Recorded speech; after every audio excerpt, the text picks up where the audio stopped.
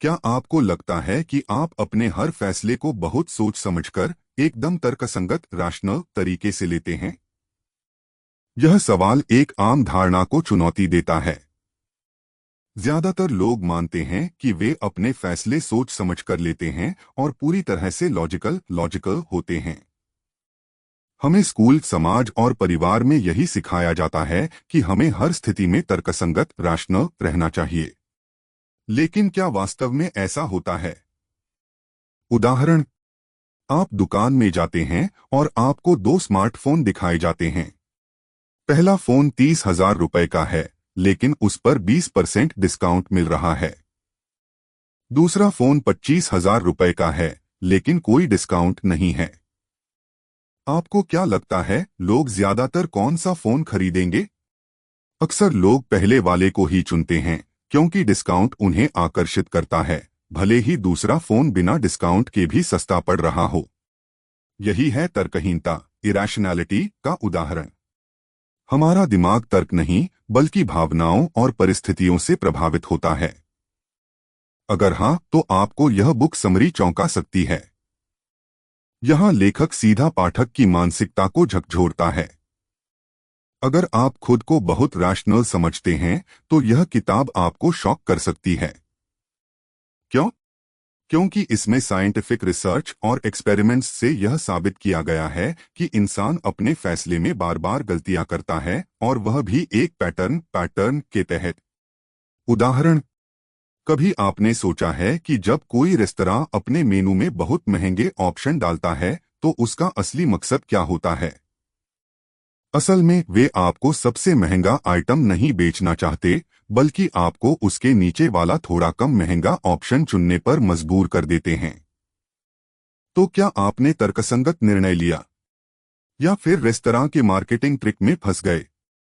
आज हम बात करेंगे प्रेडिक्टेबली इरैशनल किताब की, जिसे डैन एरियली ने लिखा है। लेखक का परिचय। डैन एरियली एक प्रसिद्ध व्यवहारिक अर्थशास्त्री, बिहेवियरल इकोनॉमिस्ट हैं, जो यह अध्ययन करते हैं कि लोग आर्थिक और सामाजिक परिस्थितियों में कैसे और क्यों फैसले लेते हैं।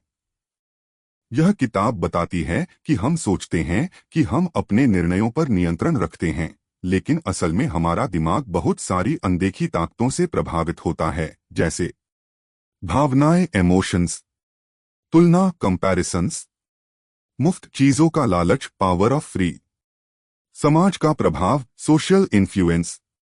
इस किताब में बताया गया है कि हम इंसान अक्सर ऐसी बेवकूफ़ी भरी गलतियां करते हैं जो पूरी तरह से भविष्यवाणी करने योग्य होती हैं। अब यहाँ एक बहुत ही महत्वपूर्ण और चौंकाने वाली बात कही गई है। हमारी गलतियां रैंडम नहीं होती, बल्कि प्रेडिक्टेबल, पूर्वानुमेय होती हैं। मतलब अगर कोई हमें एक खास स्थिति में डाले, तो बहुत संभावना है कि हम सभी वही गलती दोहराएंगे। उदाहरण, एक एक्सपेरिमेंट में लोगों को दो विकल्प दिए गए। एक साधारण 10 रुपए की पेन, एक 100 रुपए का गिफ्ट कार्ड, जो किसी स्टोर में 100 रुपए की ही चीजें खरीदने के लिए इस्तेमाल किया जा सकता था। ताज्जुब की बात यह थी कि ज्यादातर लोगों ने पेन चुन लिया। क्यों? क्योंकि गिफ्ट कार्ड के साथ बहुत सारे फैसले लेने पड़ते, जैसे कि उसे कब इस्तेमाल करें, क्या खरीदें, कौन सा स्टोर जाएं। लेकिन पेन एक सीधा सादा निर्णय था, इसे लेकर तुरंत इस्तेमाल किया जा सकता था।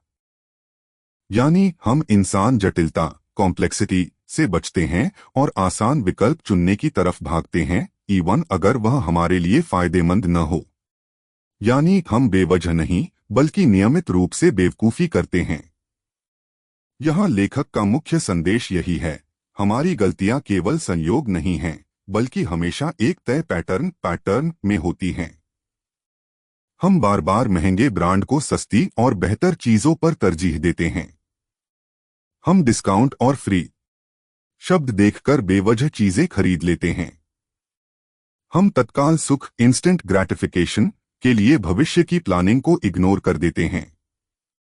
उदाहरण, अगर आपके पास दो ऑप्शन हो, अभी 1,000 रुपए का इनाम मिलना, एक महीने बाद 1,500 रुपए मिलना, तो ज्यादातर लोग पहला ऑप्शन चुनेंगे।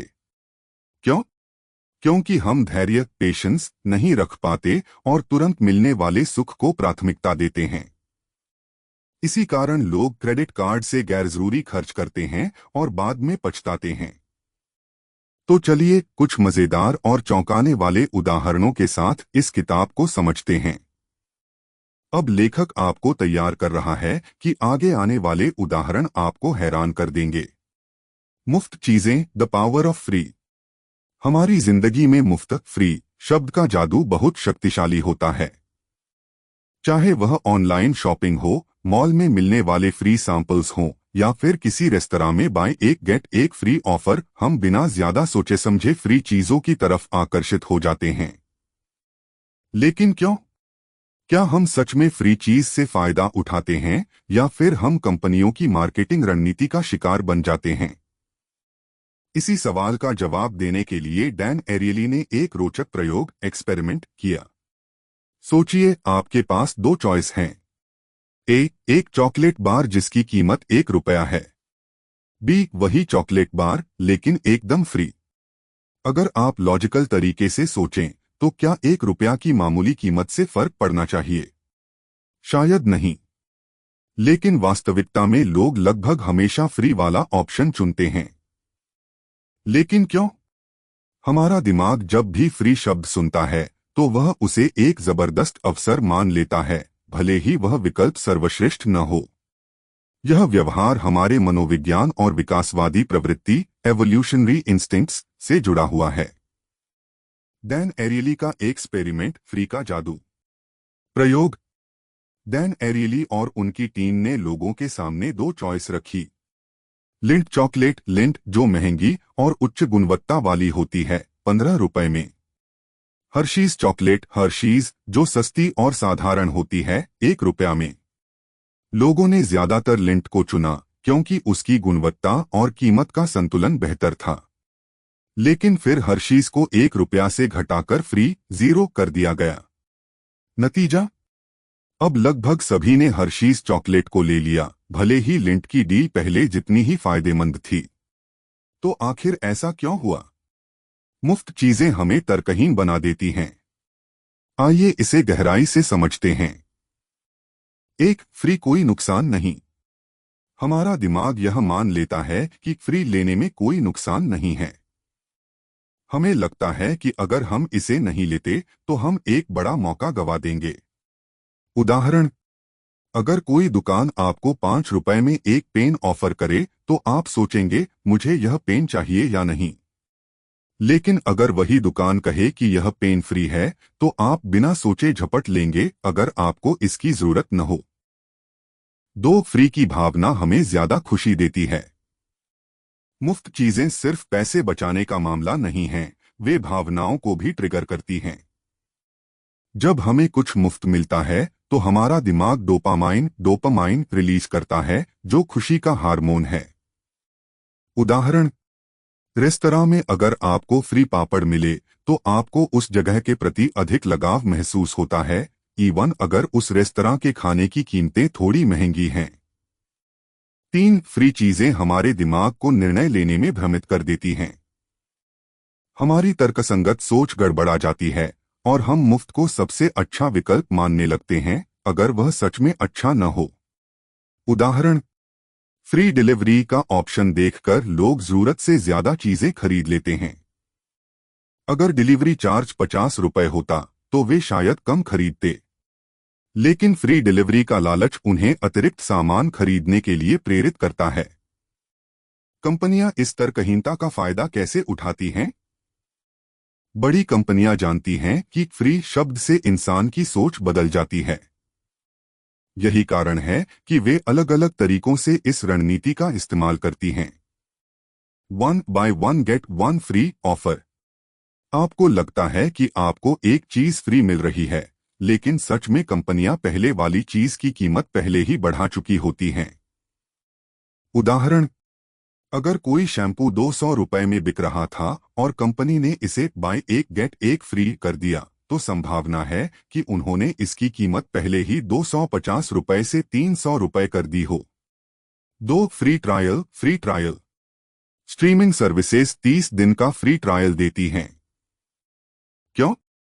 क्योंकि वे जानते हैं कि एक बार जब आप इसका इस्तेमाल शुरू कर देंगे तो आपको इसकी आदत हो जाएगी और आप इसे बाद में पैसे देकर खरीदेंगे। 3. Free samples. Free samples. Mall में अक्सर दुकानों पर आपको free chocolate, free perfume trial या फ्री स्किन क्रीम दी जाती है।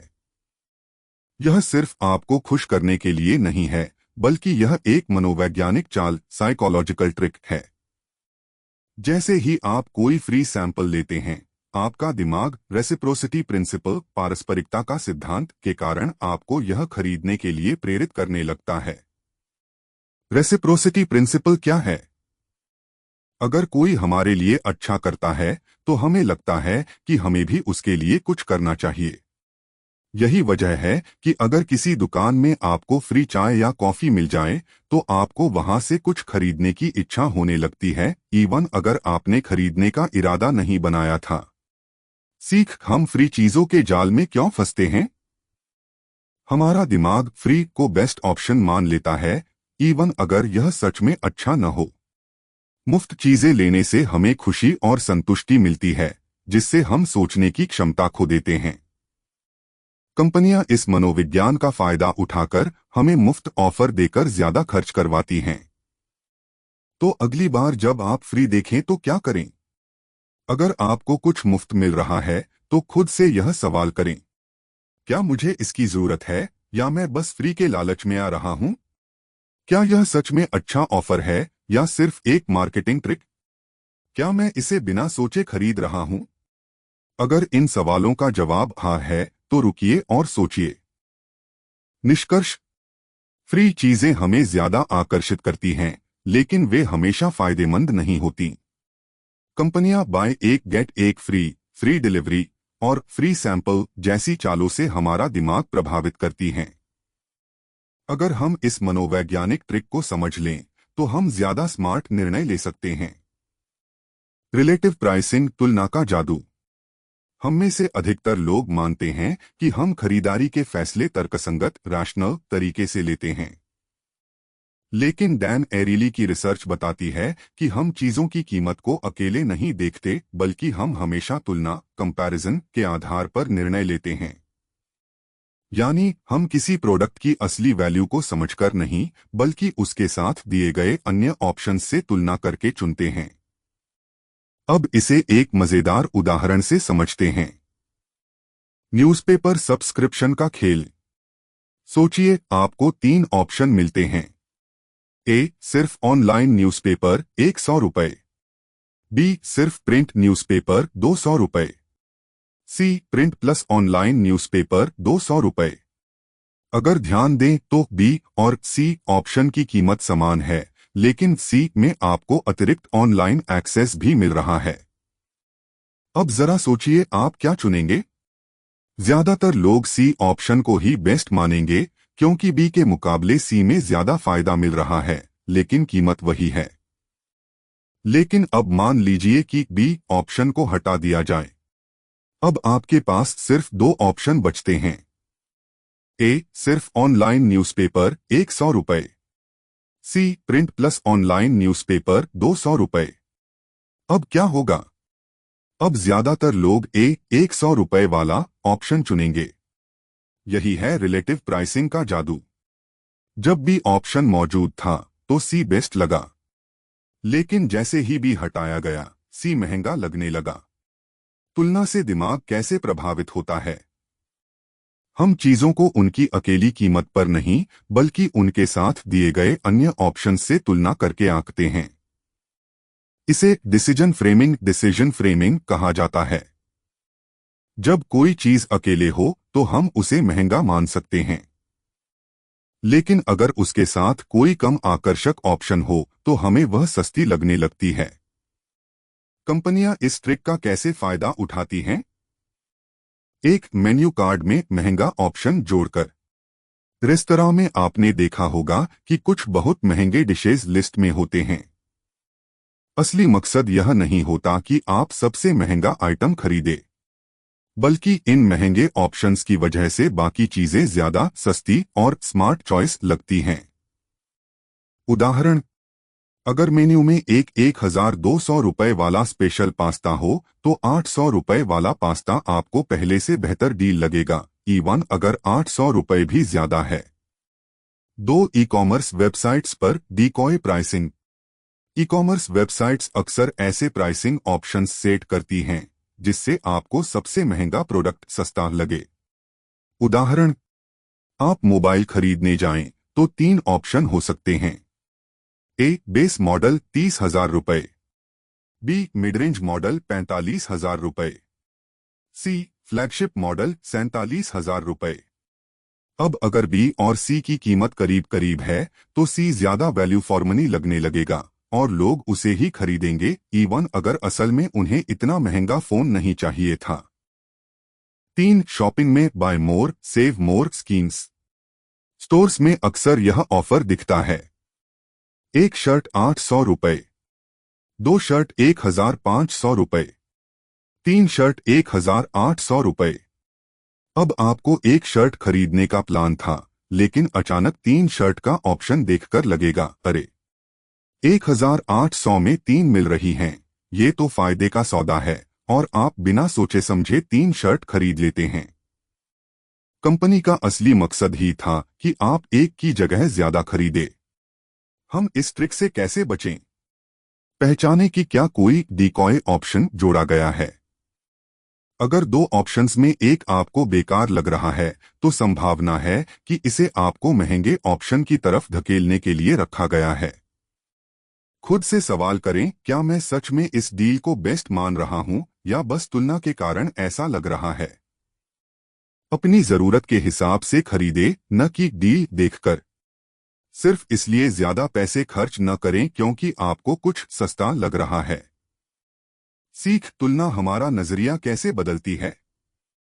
हम चीजों को उनकी अकेली कीमत से नहीं बल्कि अन्य ऑप्शंस से तुलना करके जज करते हैं। कंपनियां डीकॉय प्राइसिंग का इस्तेमाल करके हमें महंगे ऑप्शंस की तरफ धकेलती हैं। अगर हम इस ट्रिक को समझ लें तो हम स्मार्टर खरीदारी के फैसले ले सकते हैं। मूल्य और हमारी धारणाएं, द प्राइस ऑफ एक्सपेक्टेशंस। हम सोचते हैं कि हम चीजों को उनकी गुणवत्ता, क्वालिटी के आधार पर जज करते हैं, लेकिन डैन एरिली की रिसर्च बताती है कि हमारी धारणाएं, एक्सपेक्टेशंस और किसी चीज की कीमत, प्राइस, हमारे अनुभव को बदल सकती हैं, इवन जब हकीकत में कोई बड़ा फर्क न हो। यानी अगर हमें पहले से ही यह यकीन दिला दिया जाए कि कोई चीज महंगी और बेहतर है तो हमारा दिमाग उसे सच में ज्यादा अच्छा महसूस करने लगता है। अब इसे एक मजेदार प्रयोग से समझते हैं। कॉफी का खेल, महंगी चीज सच में बेहतर लगती है। डैन एरिली और उनकी टीम ने एक दिलचस्प सोशल एक्सपेरिमेंट किया। उन्होंने एक ग्रुप को 2 कप कॉफी दी।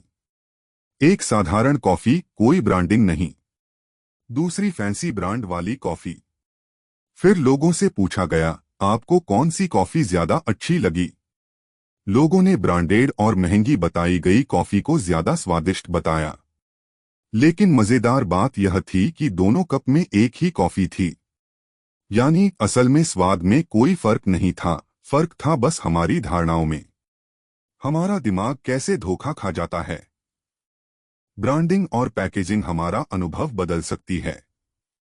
अगर कोई चीज महंगी है तो हमारा दिमाग मान लेता है कि यह बेहतर होगी, इवन जब असलियत में कोई फर्क न हो। इसे प्लेसिबो इफेक्ट कहा जाता है। यानी सिर्फ यह विश्वास कि हम कुछ बेहतर इस्तेमाल कर रहे हैं हमारे अनुभव को सच में बेहतर बना देता है, इवन जब हकीकत में ऐसा कुछ नहीं होता। कहाँ होता है ये प्रभाव? 1, ब्रांडेड बनाम लोकल प्रोडक्ट्स। कई बार हम सिर्फ ब्रांड नेम देखकर किसी चीज को बेहतर मान लेते हैं। उदाहरण, 150 रुपए वाली पेप्सी कोका कोला और 50 रुपए वाली लोकल ब्रांड की कोल्ड ड्रिंक, क्या सच में इतना बड़ा फर्क होता है? कई लोग एप्पल आईफोन को ज्यादा प्रीमियम मानते हैं जब कुछ फीचर्स सस्ते फोन में भी होते हैं। 2, महंगे दवाइयों का प्लेसिबो इफेक्ट। एक रिसर्च में पाया गया कि जब लोगों को बताया गया कि एक दवा 1,000 रुपए की है तो उन्होंने इसे ज्यादा असरदार माना। लेकिन जब वही दवा 100 रुपए में दी गई तो लोगों ने कहा कि इसका असर कम था, इवन जब दोनों दवाइयां एक जैसी थीं। इसका मतलब हमारा दिमाग कीमत को गुणवत्ता से जोड़कर देखता है। 3 होटल और रेस्टोरेंट में महंगी चीज बेहतर लगती है। कई बार होटल और रेस्टोरेंट में वही खाना महंगे दाम पर परोसा जाता है और हमें लगता है कि यह ज्यादा स्वादिष्ट है। उदाहरण, एक रेस्तरां में 1000 रुपए की स्पेशल हैंडक्राफ्टेड पास्ता, वही पास्ता किसी लोकल ढाबे में 300 रुपए का। अगर आपको बिना बताए दिया जाए तो शायद आपको दोनों एक जैसे लगें, लेकिन जब हमें महंगी कीमत और ब्रांडिंग का एहसास होता है तो हमें सच में लगता है कि महंगा वाला ज्यादा बेहतर है, इवन अगर कोई फर्क न हो। कंपनियां इस ट्रिक का कैसे फायदा उठाती हैं? एक, हाई एंड ब्रांड्स की प्रीमियम इमेज। एप्पल, रोलेक्स, गक्सी जैसी कंपनियां ब्रांडिंग और हाई प्राइसिंग का फायदा उठाती हैं। वे महंगी कीमत लगाकर यह धारणा बनाती हैं कि उनका प्रोडक्ट ज्यादा प्रीमियम और बेहतर है, इवन जब कुछ मामलों में यह ज्यादा अलग न हो। 2, कॉस्मेटिक्स और स्किन केयर इंडस्ट्री। क्या महंगा स्किन केयर सच में ज्यादा असरदार होता है? रिसर्च बताती है कि अगर किसी क्रीम की कीमत ज्यादा हो तो लोग उसे ज्यादा असरदार मानते हैं, इवन जब उसमें और सस्ती क्रीम में फर्क न हो। सीक्रेट, हम महंगे प्रोडक्ट पर ज्यादा भरोसा करते हैं, इसलिए हमारा दिमाग मान लेता है कि वे सच में बेहतर हैं। हम इस ट्रिक से कैसे बचें? सिर्फ ब्रांडिंग या कीमत देखकर क्वालिटी का अंदाजा न लगाएं। महंगे और सस्ते प्रोडक्ट की तुलना खुद करें, क्या सच में फर्क है? प्लेसिबो इफेक्ट को पहचानें। अगर कोई चीज महंगी है तो यह सोचकर न खरीदे कि यह गुणवत्ता में बेहतर होगी। ब्रांड के बजाय प्रोडक्ट के असली फीचर्स और रिव्यू देखें। कभी कभी सस्ता ऑप्शन भी वैसा ही हो सकता है, बस ब्रांड का टैग न हो। सीख, दाम बढ़ाओ तो चीजें खुद ब खुद बेहतर लगने लगती हैं। हमारी धारणाएं और अपेक्षाएं हमारे अनुभव को प्रभावित करती हैं। महंगी चीजें सच में ज्यादा अच्छी महसूस होती हैं, इवन जब असल में कोई फर्क न हो। कंपनियां इसी मनोविज्ञान का फायदा उठाकर महंगे प्रोडक्ट्स बेचती हैं। इमोशंस और तर्कहीनता, इमोशंस एंड डिसीजन मेकिंग। हम मानते हैं कि हमारे फैसले हमेशा तर्कसंगत, रैशनल होते हैं, लेकिन हकीकत में हमारे इमोशंस, भावनाएं हमारे निर्णयों को बहुत ज्यादा प्रभावित करते हैं। डैन एरियली की रिसर्च बताती है कि जब हम गुस्से, खुशी, उत्तेजना या डर जैसी भावनात्मक स्थिति में होते हैं तो हमारा दिमाग सही और गलत का संतुलन खो देता है। यानी अगर हम इमोशनल, भावुक हैं तो हमारे फैसले अक्सर गलत हो सकते हैं। अब इसे एक दिलचस्प प्रयोग से समझते हैं। जब इमोशंस हमें तर्कहीन बना देते हैं। डैन एरिली और उनकी टीम ने एक एक्सपेरिमेंट किया जिसमें उन्होंने कुछ लोगों को एक सामान्य स्थिति में रखा और कुछ को गुस्से या उत्तेजना की स्थिति में डाल दिया। फिर उन्होंने सभी से कुछ निर्णय लेने को कहा। शांत दिमाग वाले लोगों ने सोच समझकर सही फैसले लिए। गुस्से और उत्तेजना में डूबे लोगों ने जल्दी और जोखिम भरे फैसले लिए, इवन जब वे बेवकूफी भरे थे। यानी जब हम इमोशनल होते हैं तो हम सही गलत का संतुलन खो देते हैं और अक्सर जल्दबाजी में गलत फैसले कर बैठते हैं। इमोशंस हमें कहां कहां तर्कहीन बना देते हैं? 1, गुस्से में लिए गए फैसले। जब हम गुस्से में होते हैं तो हमारा दिमाग रिवेंज मोड, बदले की भावना में चला जाता है। हम कई बार ऐसे शब्द बोल जाते हैं या ऐसा कदम उठा लेते हैं जिसका हमें बाद में पछतावा होता है। उदाहरण, गुस्से में हमने किसी दोस्त, परिवार या पार्टनर से कुछ गलत बोल दिया, बाद में पछताना पड़ा। 2, प्यार और उत्तेजना में गलत फैसले।